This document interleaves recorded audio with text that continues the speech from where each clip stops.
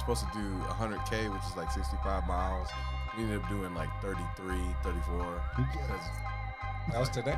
That was From the depths to the sea, back to the block, So- dealing my dope, killing the Man, crack. I'd be like this, Never thought Christian take rap it now. could actually pop. When in fact, we finna crack with facts over lies. I am back with the mob. Hog for my God, I'm a general, but yes, you're with a boss to Amen, the man. squad. They ain't wanna play us, now we all in they rise, yelling God over money till I'm off in the sky. Welcome back, y'all. This is Ray, the Real Life Podcast. It's only one God. Very special segment this evening. Man, we got some boots to the ground today, man. I'm pretty excited about some of the content that we're going to bring forth. So without further ado, let's just get right into it, man, and let's see what the Lord has in store for us today. So, of course, all you know, my name is Ray. I'm the host of The Real Light. And to my right, I got Officer Hill, joining us today. And then we got Officer Kyle Moore on the left side of me. We're very blessed to be here today to talk about something very special that's going on in the community here in Killeen. Now, I don't know if you guys know, but all throughout the country, all throughout of what's going on, especially in the day of today, of I kind of feel like our communities are falling apart. Like they're decaying. There's a lot of things going on. There's a lot of things being pushed around that's causing this younger generation to kind of be very standoffish, in particular against police officers and things of that nature. But I like what you guys got going on. So, but before we get into that, Mr. Moore, officer, man, can you tell us a little bit about yourself and what made you want to become a police officer? Man, I've asked this a couple times, and it's pretty much been consistent. I'm from Killeen. Went to Meadows Elementary, Maynard Middle School, Ellison High School graduate. I'm an Eagle, so hey, birds fly. Anyways, went to school, played football, got hurt, came back home, and believe it or not, I worked at Fort Hood, and I was thinking about trying to be a police officer in Austin.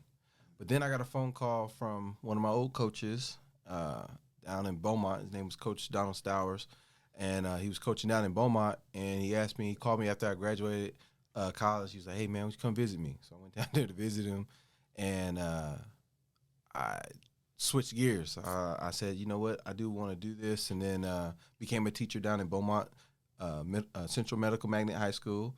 That school is no longer there. They actually combined with Beaumont Ozen. It's called Beaumont United. Anyways, did that for a few years, and then I came home, started having kids, and then to be honest, I had 2 kids that were killed that I knew in Beaumont while I was teaching. One of them wasn't one of my students. I knew him.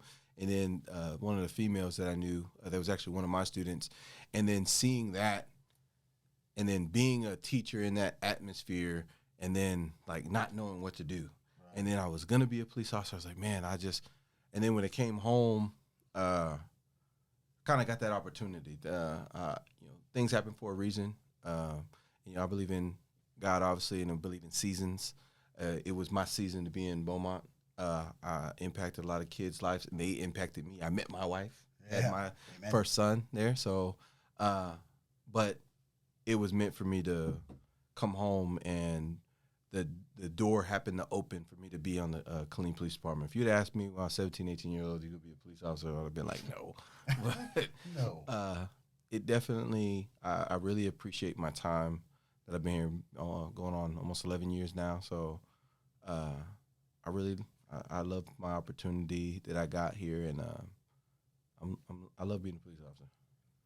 Amen. Well, I'll tell you what, you've already blessed me just by being here, but you blessed me above that for being, on the beat, man. The things that you guys do for our communities that a lot of people don't understand. Envision yourself being in a community or in a town where there's no law enforcement. all no holds bar, man. I'm talking about you. It's good. It's bad. It will be extremely bad.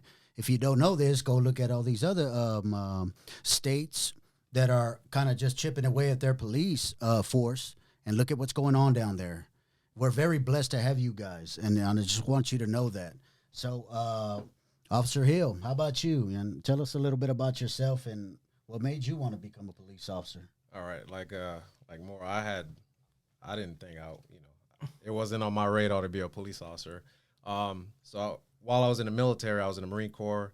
My barracks roommate actually went AWOL and stole like my driver license and checks and stuff like that. Went AWOL. That was before. Like that was like a thing, So. So you just imagine the stress of like getting all those mail, like, hey, you owe us this, you owe us that, right? So identity theft. That was before identity theft was a thing. That was before 2001. Right. So he went AWOL with my stuff and was like buying gold chains and buying all kind of stuff. He was living a life. He was living a life, man. And so the CID detective, actually he was a white guy, So he was just so fair, man. He told me, he was like, hey, listen, I'm not on your side. I'm not on his side. I'm on the side of the truth. All right. And when he said that, it just resonated with me. And I was like, hey, man, well, I guess he's on my side because, I'm telling the truth. Yeah. You know what I'm saying? I'm telling the truth. So I just was very, very impressed with how he handled the case. He went with me to, they weren't believing me, like, at my bank. I was like, hey, man, I didn't write these checks. And they was like, hey, nah, So, so I told him, I was like, hey, man, they're not believing me. So he's like, nah, don't worry about it. I'm going to come with you. So he actually drove with me, and went to the bank, spoke to them like, hey, he's telling the truth, this, and that, So I was able to get the police report and stuff like that. And one of the guys, he actually got caught with my stuff in South Carolina. And he got arrested. So then I got a police report with an arrest from that one. And so after that, because of how the CID officer was just so fair, it was just, it really resonated with me. And I was like, man, I was taking college classes at the time, and I was like, you know what? Criminal justice is going to be my major then, because I was just taking kind of just general studies. I didn't know what I wanted to do. Right. So I decided on criminal justice, but I didn't decide on police officer yet. I wanted to be an attorney. I wanted to be a lawyer, So I was taking criminal justice. I got out of the military, taking criminal justice classes. I was working at corrections because, I had a kid, so I had bills to pay. So I had bills to pay. I was using the GI Bill, and I was there at corrections for like 3 years. I ended up with an associate degree, and some things happened there. At the job where I left the job, and I was looking for another employment, and that's when I saw a public service officer with Killeen Police Department. Applied for that, and I'm getting that job. So that was kind of, I thought like that was kind of fluke. Like, police officer, I needed a job real quick, so applied. I got the job. So while sitting on the desk, because public service officer, you work on the desk and you work at like dispatch and stuff like that. So while on the desk, another white officer, it was Sergeant Turk. Actually, he told me, he was like, Turk, yeah, Pat Turk. He was like, hey, why are you doing that? You could be doing this. So I was like, okay, I could do that. He's like, yeah, and he told me, he kind of gave me the breakdown of being a police officer, and I was like, cool, I'm with that, So I was still in training, and I actually, filled out the paperwork for a police officer. I got selected, so I went from training to training. So I was like a professional student studying for a while. So, but it worked out, So I went from public service officer training to police training, and here I am, and I've been in love with it ever since. So gives you a really good chance to really like to give back to the community, and it's amazing. It's awesome. You're able to reach so many people. Right. So, right. Yep. And that's awesome, man. How you have like examples, like you mentioned this one guy, this CID officer, right? And that's like the epitome of what law enforcement should be all about, right? Like it's you have this picture of like when you go to court, the lady with the blindfold on and she's holding the scales. That's basically what it is, man. You're blind to whatever who you are and what's going on, but you're leaning on the scales of truth. Yes. You're leaning on the scales of truth to say, okay, if you're wrong, you're wrong. If you're right, you're right. But nonetheless, the duty of not just a police officer in general, and correct me if I'm wrong, because I've never been a police officer, you know what I'm saying, but is to run up on a matter and to be just about it. You know what I mean? Not look at this person or that person, but look at the situation itself and just kind of say, okay, well, this is wrong according to the law, or this is right according to the law, and then execute accordingly. The way I've looked at it, and especially when you, as a police officer, I don't want to say it's not about being right or wrong. It's about being consistent. So, and it's like if you look at a situation where a crime was committed, regardless of what that person did, it's important for a police officer to be consistent in the manner in which you, I don't say deal out justice. I don't, it sounds like we make all the decisions. That's not what I mean. But I mean, like, if you have a person that shoplifts, right? It doesn't matter what that content of that person is.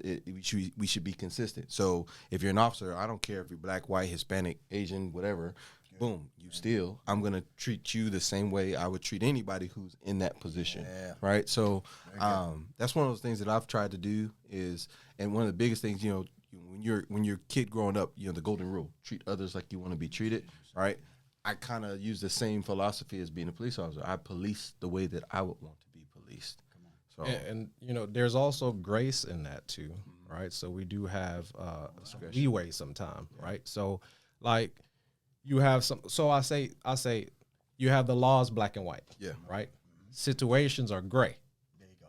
Right? Now you have to fit it black or white. Okay. Right? So if you think about that, right? So so you would have, like, let's say if you have someone that like shoplift, right? But let's say, and this is a real situation that actually occurred. We had a female one time shoplift, and once we searched her, she had baby formula, all right, diapers, and so we talked to her, and we're like, that was at IGA, so we're like, what do you do now? You write her a citation, you take her into custody, So we end up at that time actually paying for that, not giving her a citation, but gave her a warning. And because she told us, she's like, hey, listen, I got 8 kids at home. All right. And one's a baby. So that's what she's buying formula for. So at that situation, is it just at that time to go ahead and, yes, she did commit an offense, but at the same time, do you mete out that justice, or you give some grace in that? So look at the situation and go from there. That what he's saying is 100% true, because obviously, using an example, those are the examples that you don't see. Yeah, like, so that happens more often than not. Like, so it's almost like, I don't say the media and like I'm just against the media. I'm not. The media plays a very important role. That being said, when it comes to officers, sometimes it feels like those stories that he's talking about don't necessarily get. And it's all officers are doing that. It's black officers, white officers, Spanish officers, Asian officers.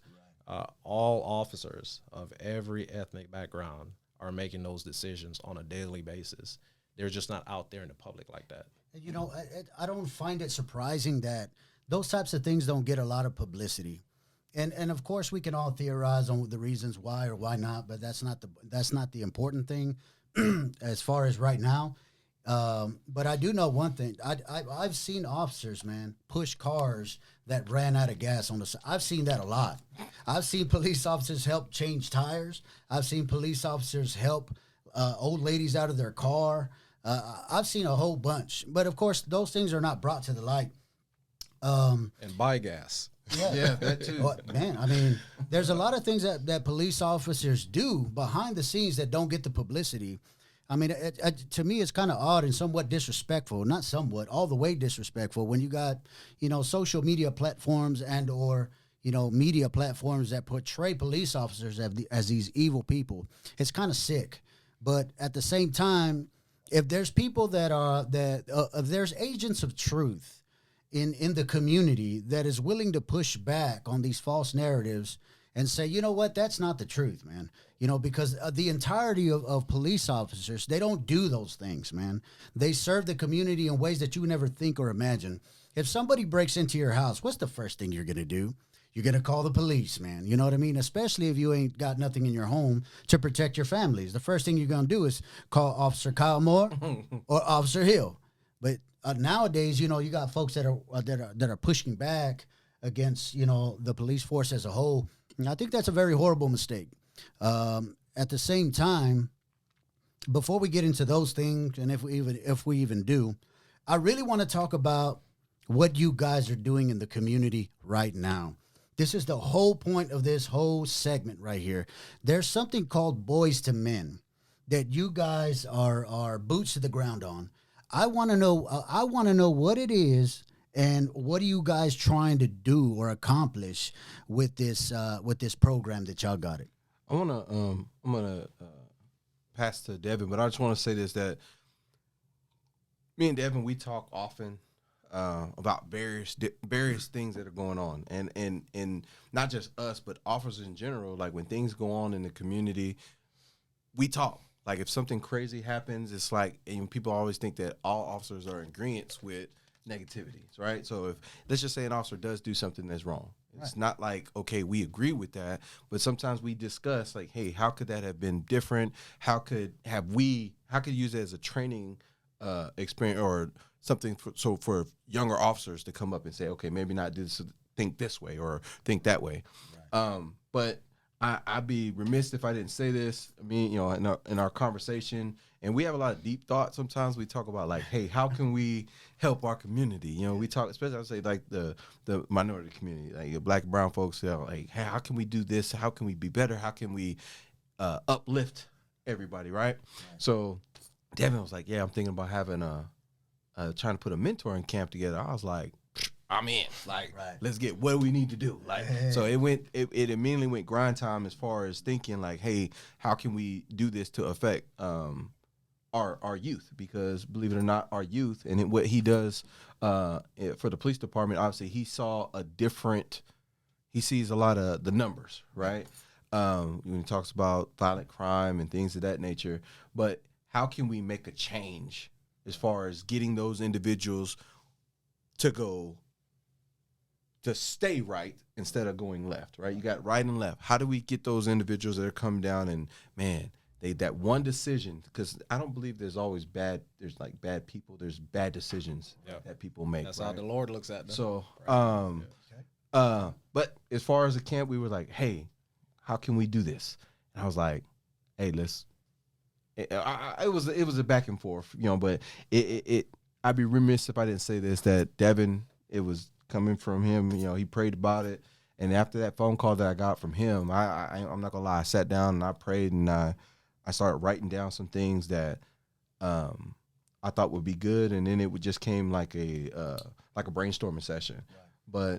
But I'll let him tell you, then we'll go ahead and go in about what we actually want to do. Yeah. So the youth are going astray. You can see that. Every time you look at the news, you're seeing the violence between the youth,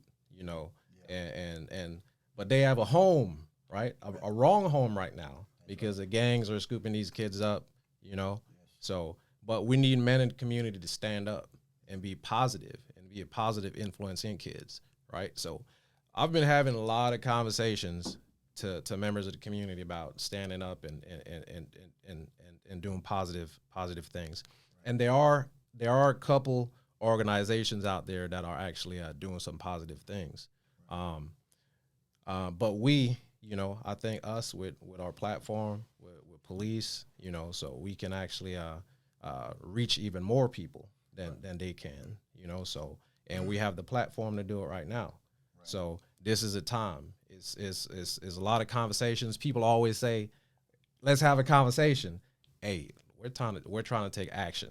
Yeah, we're done talking. It's time to take action. We're a full go. We're 100%, full throttle forward, and that's what we're doing. So the youth is our future, right? So that's our future leaders, our future doctors, our future engineers. Those are the people that's going to be carrying us. That's going to be holding us forward. So we got to invest in them. The community needs to get behind them and get behind them now. So we're trying to spearhead the way.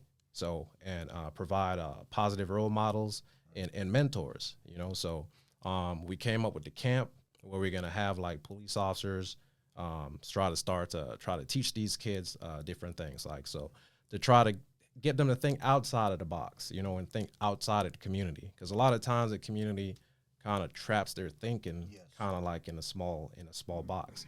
Yep. So we want to get them to start thinking outside of that, so, and in some ways to do it is just like you look back at your, my upbringing or your upbringing, like things that I did that had me thinking outside of the box. I fished, I hiked, I camped, so, and I think all those things help with your creativity, right? So we want to give kids in some of these clean communities the opportunity to experience some of these things, so they don't have to stand on like a stairwell, and just because sometimes you drive around these neighborhoods, they're just kind of standing around the stairwells. So let's get them in some camps. Let's get them next to some positive role models, and let's get them experiencing different things that's going to increase their creativity. One of the things that we talked about in the communications was with the motto. So we came up with exposure leads to elevation. Now, if the more things that you're exposed to, you think differently, right? So when I talk to kids a lot. So when I go to these schools and we try to do recruiting, I don't say we recruit little kids, but you go in there and say, hey, who wants to be a police officer and things of that nature, right? You'll see elementary school, everybody raise their hand. I want to be a firefighter, I want to be a police officer, right? But then as you start to get older, they start to get influenced a little bit different. And then, like I say, the communities that they're in, I've seen it. Devin said, I'm pretty sure that you guys have seen it as well, where it's not cool to be the police, right? And we got to change that. So me personally, selfishly, I want to change the narrative. So when I go to these places, I want these kids to be able to see people that look like them, number one, say, hey, maybe I can do that too. Not just being a doctor or whatever, but I can be a police officer. I could be a firefighter. I can be a nurse or whatever, first responder type position. But growing up here in Killeen, I'd be lying.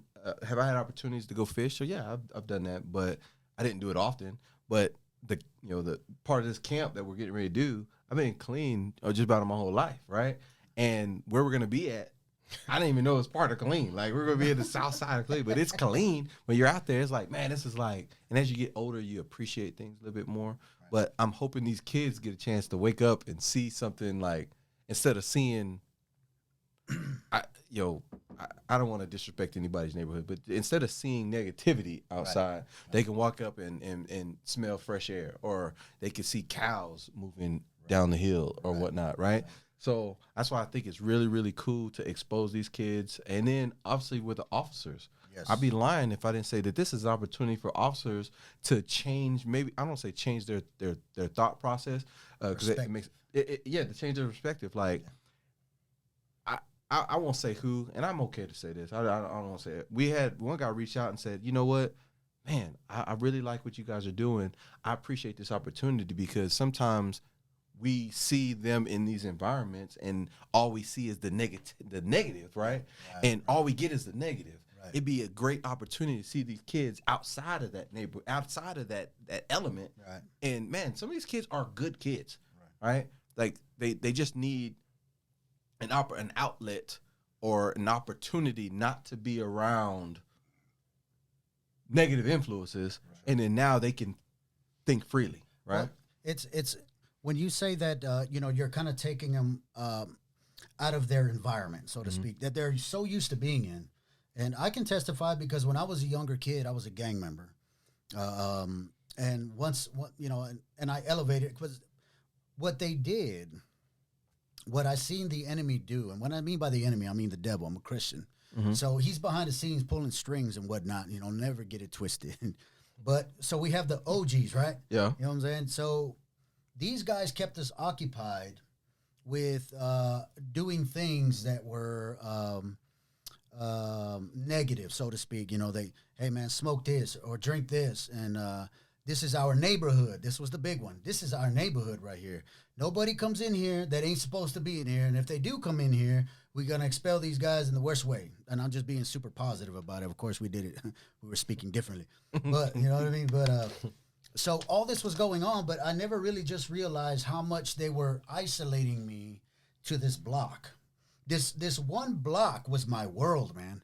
And anything outside the block, I didn't even want to know anything about it unless it had something to do with money. I'll go do that, and then I'm coming back to my world. So I was never really exposed to anything outside of the state. You know, I never went to rivers. I never went to lakes. I didn't do any kind of things like that. So I was always just like, you know, being a part of this gang and trying to prove myself to these people and try to be a part of what they were because, one, I didn't have a father, for one, you know what I mean? So I was looking for acceptance and love and purpose in life, and I found it in the street, and they did a really good job of isolating my mind to this one little block and making me think that this was what life was all about, and that just wasn't true. So when you guys say that you guys are taking them out of this environment, that's going to do a whole bunch of things for their minds as far as taking them away from their influences and their environment, and you're putting them, look, man, have you ever shot a bow before? Check this out, man. You know what I mean? And now they're doing things that they never even done before. But it's kind of cool, you know what I'm saying? Like, man, hold up, man. Let me try that again. I think I can hit that target. Let me do that one more time. Hold on. Yeah. And if he misses, be like, come on, man. You got to do it right. You know, that kind of thing. Because they don't get that in the block. Man, look, you ever seen the movie South Central? Yeah. Remember, remember when the old buddy got, yeah, it is still back. So the kid who broke into the car and get shot, right? So he goes, he's in the little infirmary and everything, and then he gets introduced to ping pong.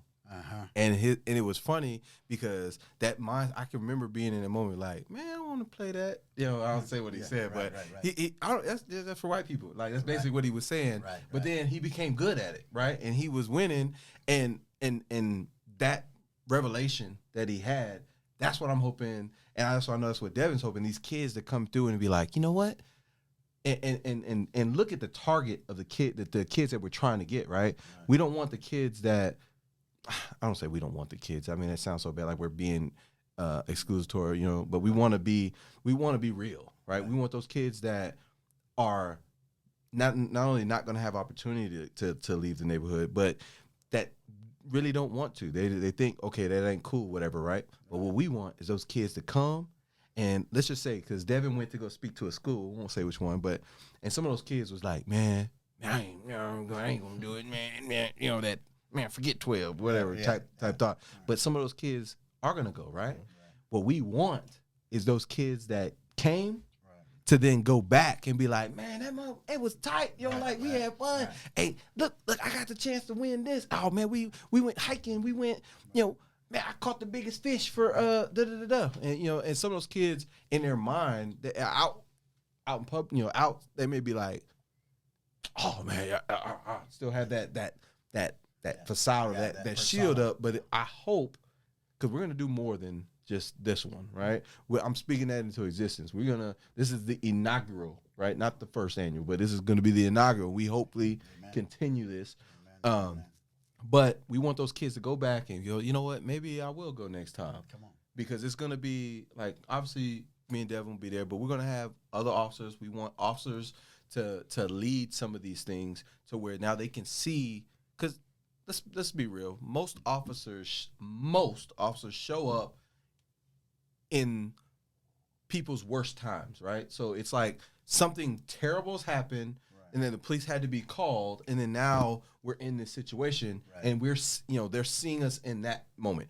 Rarely do you get a chance for a kid or somebody who's not had let's say they haven't had a positive experience, and most kids haven't had any positive experience. I mean, any negative experiences. It's just stuff that they've seen on TV and stuff that they've heard, right?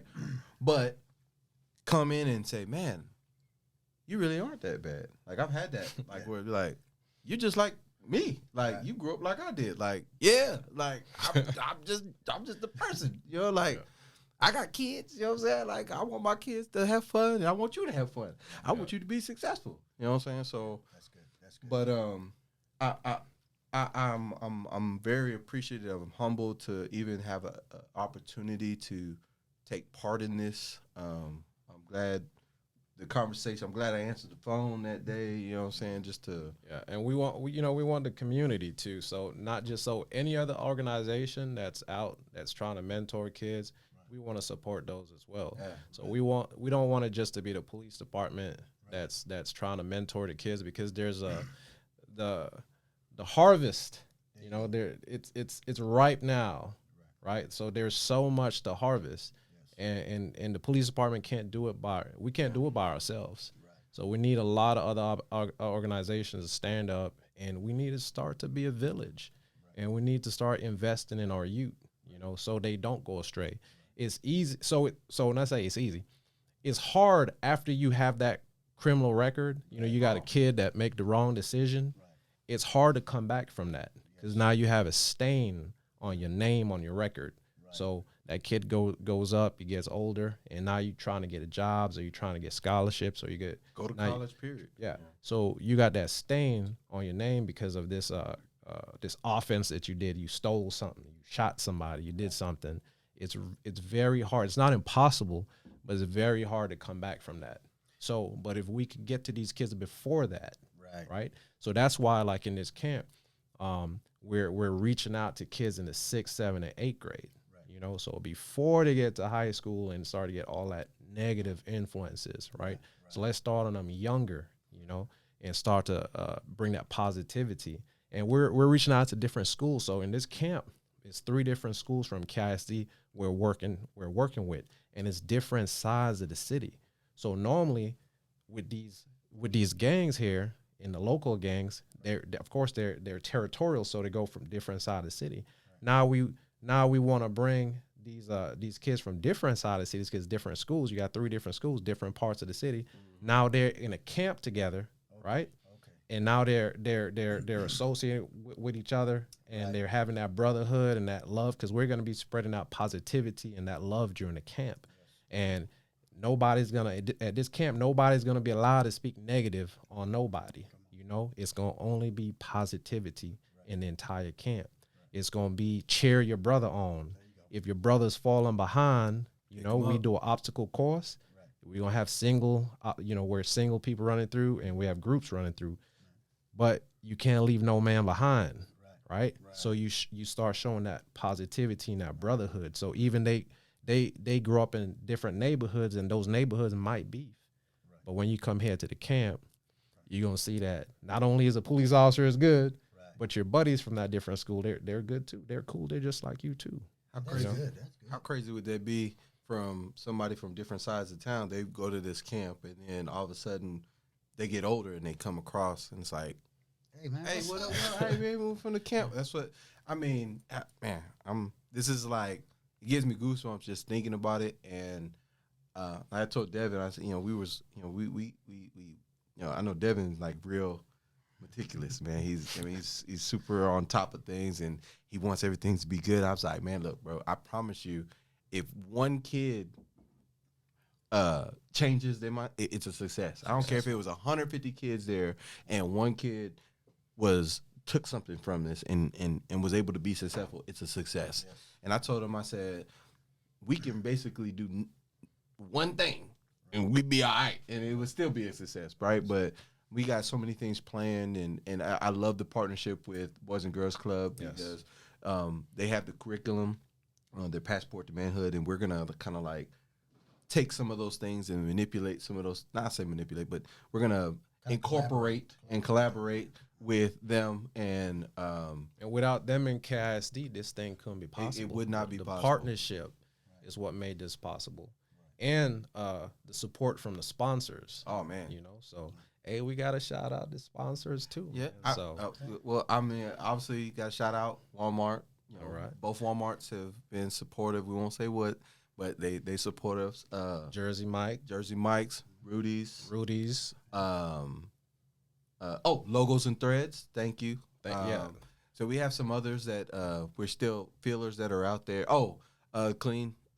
Should have made the list, because we I don't want to leave the nobody out. Police Employees Association, FOP Lodge 32. Thank you. They got shout them out too. We missing people. Yeah. We missed a couple. I promise you, you'll be on the shirt, and you'll be on the flyer. Yeah, the Stone Tree Golf Course. Oh yeah. The water. Thank you. Yeah, I pass by Stone Tree all the time, man. Yeah, I suck at golf, but it's pretty fun. I don't play. And I can't do it. Yeah, I tried. Going to these sponsors and just kind of telling them that what we plan to do, man, they were on board like that. Man, so it's just amazing, you know. I mean, like really, like God is good. Well, you know, that's when I first heard you guys when y'all did y'all's the forum at the church, right? And you guys got up there and y'all started saying what you guys wanted to do and all that stuff. You guys got me immediately because just like you said, you get that one stain on your record. I remember I went to TYC as a kid. I did many years in TYC, man. So when I got out, I actually wanted to go back to school. I did. I didn't want to go back to the street, man. You know? So I tried to go back to school, and they looked at me, and they were like, okay, well, let's look you up. Let's see what you got. So what happened? Why are you out of school? And I let them know why. And they're like, no, you can't be here. As a matter of fact, you got to get off the premises like now. Wow. And I'm like, but I want to get it right. You know what I'm saying? I don't want to. I want to get it right. So they're like, okay, go to the alternative school. So I go to the alternative school, and I'm like, look, man, I just want to get my education. I want to get it right. And they were like, look, man, you can't even be on the premises, man. You got to leave. I was like, for real, man? So I went back to the street. You know what I mean? It only fueled me. It made me angry because I felt like, what are these people talking all positive for? And they ain't willing to give me a chance. You know what I'm saying? Yeah. So I pushed everything away and went to the street. So now that you guys are coming in, you know what I mean? These programs, when y'all spoke that, I said, I want a piece of that. I want a piece of that. I'm in there. You know what I'm saying? So me and my wife, we spoke. You know, we the Real Life podcast. Some of the members of the Real Life podcast came through. Where, hey, what can we do? Okay, well, I can give this or I can give that. So now we're getting the food together and things of this nature, right? So we're like, man, we're gonna push. Yeah, because you guys are one of our sponsors. Yeah. Hey, don't forget us. Bro. Don't forget us, brother. But no, man, it's amazing what y'all are doing. So, with that being said, what just a question. What is something that you guys feel that is being done in the community or anywhere that kind of give this negative vibe toward you guys? Like, what is one of the main things that is being told to the younger generation to basically make them believe that you guys are not who you say you are? Like, what's the main lie that's being pushed? You can go and then I'll go, man, because Media, right? Media. So you see, it's just like you see like a shooting or something happen with police, and then it's like the media will lump every single police department like they just like we're just in it together. We're in it together. Yeah. Like this the Matrix. We all got like an earpiece. you know what I'm saying? We're all communicating. We're all just communicating in cahoots with each other. Like, nah, like no. Like when you see like the negative stuff happen, like that stuff with like say like George Floyd, you know, like that stuff happened. I don't know any police officer that was like, I personally don't know any police officer that was good with that. Right. You know, Right. I don't. Right. So like that was like a big topic of discussion throughout the department. I'm sure throughout every department. Yeah. You know what I'm saying? So we don't support that. And you can't just take an incident that one officer does and then label the whole police officer. Right. Just imagine if that was reversed. Right. Because we have citizens that kill police officers. Yes. Right? The police can't go and say all citizens are bad. Right. Right? So it goes both ways. You have, let's say, a teacher. I mean, like kids are in school. You have some teachers that do bad stuff to kids. Right? Nobody's saying we're gonna defund all the teachers. We're not gonna send kids to school anymore. Nah, it's Right? always just medical malpractice. You go to hospitals. You might be, you know, a doctor, a nurse, or something. There's medical malpractice, right? We still go into hospitals, aren't we? That's right. Right. So we can't go and say we're not gonna go to hospitals no more. We're gonna burn down hospitals. We're gonna, you know what I'm saying? Like, nah, we can't do that. So it's like that person made a mistake. Hold that person accountable. You know what I'm saying? But you can't like hold people accountable for stuff that they didn't do. So I got a different perspective. Well, I don't say a different, similar perspective. But it's usually, like you said, it's got to be individually based, right?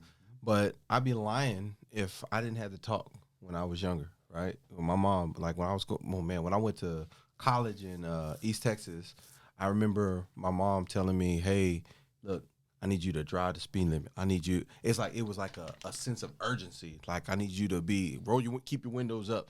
You don't want to give anybody an opportunity to see you and see you as a threat or see you as less than, right? So especially driving through some of those, podunk towns, you know what I'm saying? You never know, right? And I'd be lying to you if I don't sit there and say that there aren't bad police officers out there. Nobody up here or on this podcast or anybody wants to sit there and say that there aren't any bad apples out there that take advantage of their badge and or have malice intent, right? But growing up, I had an uncle, Uncle Roger Lee. He was the first black police officer in Modesto. I was actually born in Modesto, California, but I was raised here in Killeen, Texas. But he was the first black police officer in Modesto, and this was like 1964, 68. It's one of those two years. And I can remember the conversations I had with him. So I say that to say this. Yes, there are things that have happened, and there have things that have been bred in police departments that need to change still, and that had to change and did change, right? I can remember him being called the N-word not only by citizens but by people in his own department. That's what his words telling me this, right? But he persevered, he stayed through, and I actually his brother was the first firefighter, right? So they set in trends, and that was kind of he helped set change there too, right? Because now you see somebody that looks like you that's in law enforcement that have been in the positions of authority or in some people's eyes oppression, right? I'd be lying if today that we still don't need police reform. I've been going on 11 years. Things that we did 10 years ago, you can't do. There's things that change constantly, right? Yeah. And there's things that happen for the good, right? I look at situations like the George Floyd. Like I said, no, I don't think any officer agreed with what happened in that situation. And there's other situations that are out there as well, but look at certain things like Sandra Bland, what happened to her, and then the things that came out of that, right? I think that's good. Now that you're in the and I'm a real big mental health person. God rest my brother. So I got into mental health after he took his own life. That being said, I'm real strong proponent for mental health, but I say that to say this. In that Sandra Bland Act, there's certain things that you got to do in jail now that I think is okay. That was a police reform that now you got to ask about mental health in the jail when you get processed. What's wrong with that? And something too. So relationships, right? So we all think about police officer, we think about the community, and that's a partnership. That's a relationship, right? In a relationship, always takes two people, right? So we always say, hey, the police got to change, the police got to change, police got to change. But we're not talking about that moral decay is on the rise in the communities, right? So we have to start bringing back morality inside of the communities. Right. So because it's not just on the police to change, the community has to change too. Support your local police departments, you know what I'm saying? So hold accountable those police officers that do wrong, right? And those members of the community that do wrong, hold them accountable too, as well. So don't see someone, if you see someone doing something wrong, right? Especially like you live in a community, that person selling dope in your community, or that person is a shooter in your community, and you're harboring, you're not saying anything, right? You're guilty, because you're not this guy's a shooter, you don't give information. Then when he goes and kills somebody else, or it can be your family member, right? So it's like it's a partnership and there's a relationship. So both parties have to kind of do their part. And that's absolutely right. Like I see this even in the neighborhood that I come from, right? Mm-hmm. As soon as a police officer does something, right, and it's all over social media, it's all over the media, right? But bruh, you just seen this cat over here get shot up like 4 times, man, and you kept your mouth closed, and you all about justice, bro. You're mad, but your homeboy or an enemy shoot your homeboy, you won't even snitch him out because you want revenge for him. But bro, it's injustice. You have to say something. If you witness a heinous crime like that and you're not willing to say anything, how is the man that is shooting somebody at the corner store any different than this man with a uniform doing the same thing? Now look, none of them are right, but I do know one thing for sure. If you're going to be about justice, be about justice. And that's when he said it takes two. You know, if to a message for all you guys out there, man, that are like fed up with injustice and but you got a target, right? And you police officers are a big target nowadays. But what about the guys in your community that are selling the dope to the 15-year-old kid? You know what I'm saying? What about, you know, the weed that you're selling to the 12-year-old kid, the 10-year-old kid? And it starts there. You don't think that's an injustice? Beginning to plant all these seeds in their lives at an early age? And and expect these seeds not to grow out to something that you would never even think or imagine. Now all of a sudden they're the 20-year-olds that are shooting up old boy down the block later, because these little seeds that you thought weren't just, you know, that were just, it turns out to be pretty unrighteous. But the fact of the matter is that like these police officers were saying now, man, we need reform. Yes, and that's happening all the time. Every time there's an incident, you don't think that there's people on top of that? There's changes happening all the time. My pastor, myself, he's behind the scenes. Pastor James Rosales tells me sometimes, hey, man, you can't do this, man. Because there's been some things that happened in the past, and we had to make adjustments in order for things not to happen in the future. So I'm just trying to keep you safe from these things. Don't do these things. And I have to fall in line with that. Why? Because he's looking out for my best interests. So every time there's a situation happen, there's reform. Why? Because they're looking out for the best interests of the next man. Now, we live in a broken world. I don't know if you know this, but there's human beings behind the badges, man. Real talk, man. And we're all messed up in some way, but there's a lot of people out there that need a change. There's a lot of people out there that need to get out there and really make a difference. LeBron James made a lot of comments, but his boots ain't to the ground. He's just doing a whole bunch of talking. You know what I'm saying? Take off your uniform, bro, and get out on the block and start helping them young cats understand that what they're doing is wrong and that they could do better with their life. How about that? So when we say these things, we're trying to make a difference. We're trying to make a change in the community. We're trying to make a change, period. I'm a Christian, man. The way that I make a change in the community is setting up a tent for a healing crusade, preaching the gospel, seeing people get saved, seeing people get healed. You see what I'm saying? And these men beside me are taking this Boys to Men program and they're morphing it into something very positive, taking these kids and exposing them to different things that they wouldn't be exposed to in their environments that they live in today. What an awesome thing. Why wouldn't we want to be a part of that? Instead of talking, these men are on the ground, willing to put their lives out there, man, and to invest in these kids, and that's what it's all about. And I'm grateful to have these men in the studio. I'm grateful to be a part of what they're doing by me giving, you know, by my colleagues that are here with me on the podcast to give, because I believe in what they're doing. I'm tired of the talk. You know what I mean? We need people that really get out there, man, and say, you know what, I'm tired of it. Let's get out there, man, and let's just see what happens. Let's see if we can't change some kids. What do you got to lose, man? Let's go. What do you got to lose? The generations that are next.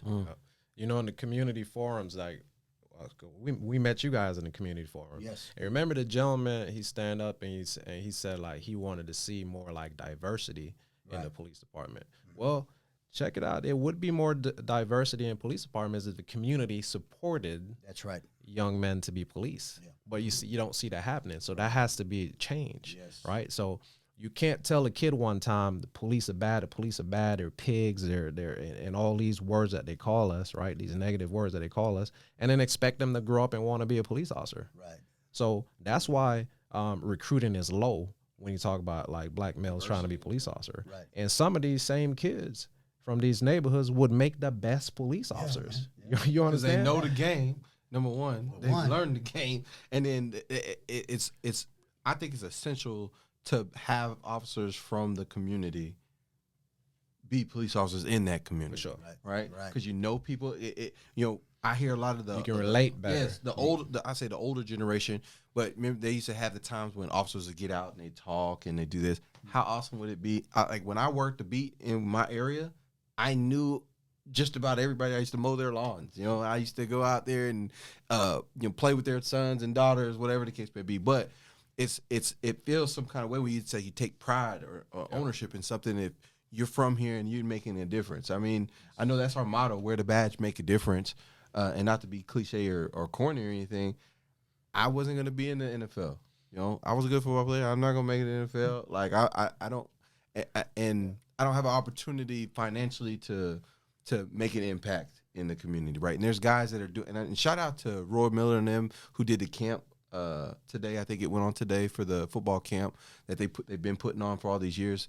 Shout out. I don't have that skill set, right? I didn't get a chance to do that and be able to impart that knowledge on some of these young people. But this is how we can do it. This is how I can do it, right? I want to be a police officer. I want to make a change.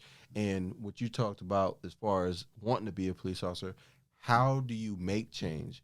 Is it easier to make changes from within, or is it easier to make changes from the outside, right? Because you could be on the outside complaining. Yep. But now, if you get opportunity, and I don't like to say that to people, like, why don't you put, no, because it takes a special person to be a police officer. It takes a person to, not to over glorify, but to be able to run to danger or put their life on the line for somebody that you don't know, right? And everybody doesn't have that, right? And to be fair to those individuals who are not police officers, there's some officers that may not have it. They don't know. They've never been in that situation, right? But for them to at least take the opportunity to try says a lot about that individual. So I'm part of the recruiting team too for KPD. So I always try to reach out to former guys I went to school with. Yeah, KPD has some other stuff with Sam Guthrie. So what's his position again? He's he took over for Tammy, the community outreach. Community outreach, yeah. Like, so I mean, the guy is so creative and he's hungry and he's got a lot of stuff. Like, he's so creative and there's a lot of stuff that he's coming up with to try to impact the community. Crime prevention. Yeah, crime. So. And he's actually he's gonna have a fishing tournament actually coming up too. So, and they're gonna I think partner with CTC. So I guess they got, like, not the little duck pond that's in the front there, but apparently there's like a pond in the back somewhere that they stock with a bunch of fish and stuff like that. So and get kids from these neighborhoods, So like we're really reaching out to some of these neighborhoods that. Right, these, I want to say lower income, or how do you say? Low socioeconomic. I mean, so you can say, like, we're trying to offend nobody. You know what I'm saying? But economically challenged. Like so we want those neighborhoods, getting kids from those neighborhoods and giving them an opportunity to do things that they won't usually do. So I mean, a fishing tournament, man, that's so awesome. And like, they got the pond stocked. So they're going to catch fish, so, and who knows, that might, like, the parents seeing how the joy that the kid received from being able to catch a fish, who knows that it sparks the parents' interest. Right. And now they're doing that as a family, you know what I'm saying? Because we want to strengthen the family units, you know what I'm saying? The strong family units is what's going to make the community actually a better community, so. And that's good. So, unfortunately, man, we're like way out of time. Oh, but that's okay, because podcasts, we could do that. You know what I'm saying? If we were in a more of a professional setting, we'd be like, well, it's time to go. But we can go over here. Hey, briefly before we go, so if we haven't even clarified, Boys to Men Camp, all right, KISD, Boys and Girls Club, Clean Police Department, all in a partnership, reaching out to kids 6th, 7th, and 8th grade. All right. So it's 3 different schools. We got 60 slots. The 21st. So actually, let me talk about the camp. Yes. On the camp, we're going to be doing fishing. All right. We're going to teach them archery, teach them how to change a flat tire. We're going to have cars out there teaching them how to change a flat tire. We're going to have CPR first aid tourniquet. We're going to have obstacle course. We're going to have hiking. We're going to have, like, at night time, we got an overnight stay at the Perry Haynes Ranch. We're going to have bonfire where the kids can do, like, the marshmallows, We're going to have... it's also not going to just be fun things. We're going to have breakout sessions where we talk about academic success. We'll talk about being conflict resolution, being a good citizen. And then we also want to educate our youth on some of the dangers that are out there as far as, saying easy to get in trouble, hard to get out. Talk about some of those crimes that are targeting that age group. So we want to give them a little education. So they can stay clear of those things. You know what I'm saying? So it's good to keep them informed, so that way they're not caught off guard with the okie doke. They're like, nah, I already know about this right here, man. You know what I mean? So they'll be able to somewhat stand their ground. And this is real exciting because, like, I mean, we're talking to parents, man, and a couple parents, like, cried on the phone, just really about this. And one kid, I talked to one mom, she's like, hey, my son wants to be a police officer. Come on. You know, so I mean, that's great, you know, so he's going to be side by side, and just think about the influence that, you know, he's able to have and be a positive change later on down the road, you know. So we had Captain McDaniel had told me about a story just a few weeks ago where he was sitting down having lunch with his wife, and a couple came up to him and said, hey, I don't know if you remember us, but, you know, you came to our house, you know, we called you because we're having issues with our son. Well, you pulled our son to the side and you had a conversation with him.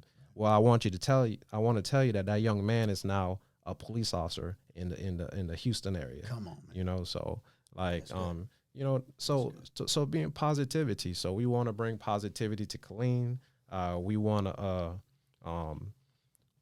to provide positivity to our youth. We want to invest in our youth. We want a community to stand up. We want a community to get behind the police department, and let's go. You know. Let's stop talking and let's try to be about this work. I just want to make it clear too. This is not in response to anything particular. This is just us trying to be proactive instead of reactive. It's going to be July 27th. July 27, 28, and 29. There you go. It's going to be the camp. And we are going to, like I said, 60 slots. And we are looking to have a parents meeting on the 21st. So on the 21st. So if we're supposed to have the 60 kids. If we don't have 60 kids, because we have the parents, we have the 60 parents saying that they're bringing the kids, right? So if there are slots left over, we're going to reach out to the public to fill those slots. Okay. We're going to have 60 kids out there. All right. Okay, so if we're a little bit over, we're okay. Yeah. So if you're watching this podcast and you have a kid that can be a benefit from mentorship, from the police officers here, so just reach out to the police department. It's phone number 254-7904. 7904. You know, and get a message to Officer Kyle Moore, Officer Devin Hill, and get a message to us and leave a phone number or something. We'll call you back and we'll let you know if we have any slots available, and you can get your kid in there. It's only 6th, 7th, and 8th grade.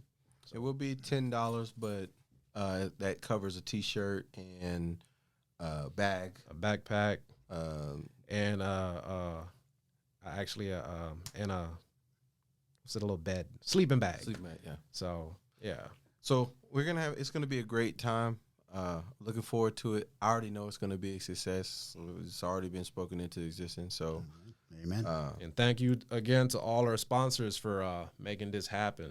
Yeah, because without you guys, we'd be Well, it's always good.